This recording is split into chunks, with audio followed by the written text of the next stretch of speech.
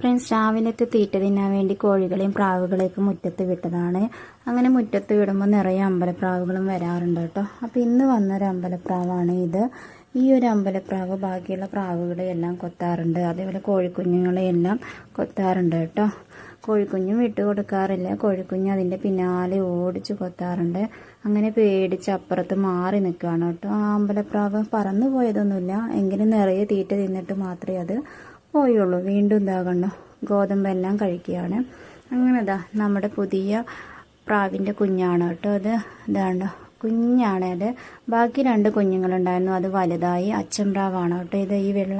ഈ അച്ചൻപ്രാവ് കുഞ്ഞുങ്ങൾക്ക് തീറ്റ കൊടുക്കാൻ വേണ്ടി വന്നതാണ്. അങ്ങനെ ആദ്യമായിട്ട് നമ്മുടെ പ്രാവും കുഞ്ഞൊന്ന് പറന്നതാണ് കേട്ടോ.